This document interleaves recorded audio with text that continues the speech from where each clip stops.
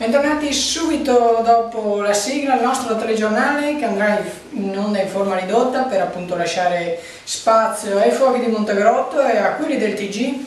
Parleremo della caserma Prandina, parleremo di molto altro ancora, subito dopo la sigla.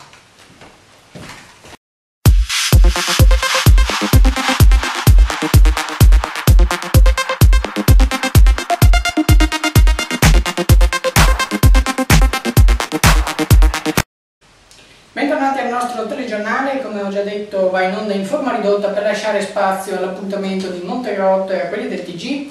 Allora iniziamo subito. I trasporti in città che fanno arrabbiare parecchi padovani per la nuova fusione di APS con la SITA è diventata Bus Italia, che ha tagliato essenzialmente le corse, modificandone anche alcuni percorsi, e in questo caso sta facendo arrabbiare molti padovani che chiamano appunto il call center, ammonito anche un dipendente per aver risposto in modo errato alle chiamate dei cittadini.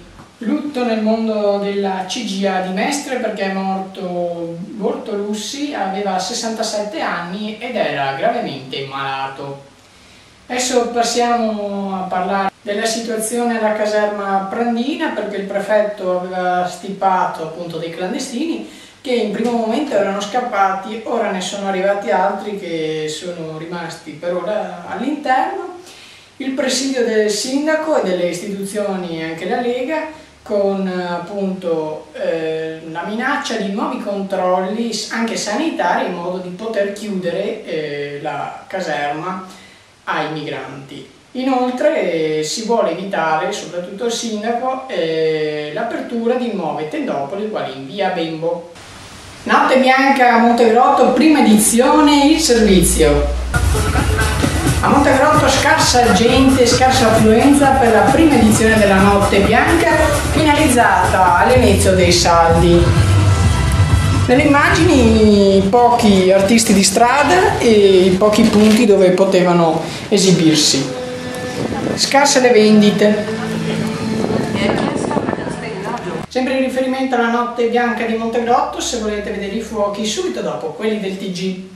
Adesso passiamo a parlare dello spettacolo. In Prato della Valle, che si è tenuto domenica, festival show, grande affluenza di cittadini.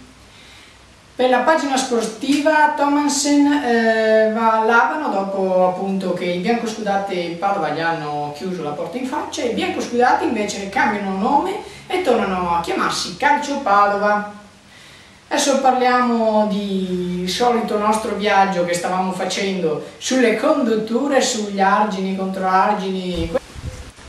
Nelle immagini siamo a San Domenico, a Selvazzano, e possiamo vedere in questa strada che collega appunto ad Abano tutti i tombini ostruiti. Non è solo uno, ma sono molti più di uno.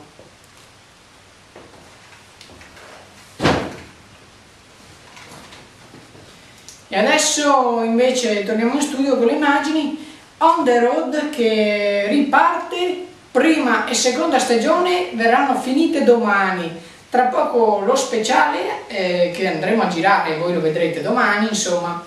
E appunto On the Road ha fatto un altro viaggio per iniziare a inaugurare la seconda stagione. Dove siamo andati? Siamo andati a Caule. Il breve servizio, un breve ispezione, vi facciamo vedere, poi il servizio integrale andrà in onda domani e poi subito dopo domani appunto che ci saranno tutti i servizi anche la grande diretta di On the Road 1.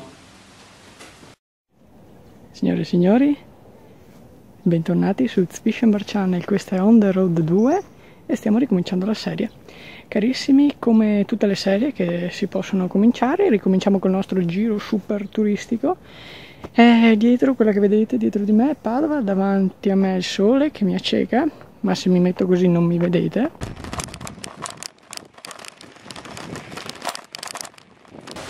Bene, io vi ringrazio per averci seguito, questa edizione è andata in onda in forma ridotta per lasciare appunto spazio a tutti gli altri programmi. Noi ci rivediamo martedì prossimo, anzi no, martedì prossimo non ci siamo, ci vediamo tra 2 martedì. Grazie per averci seguito.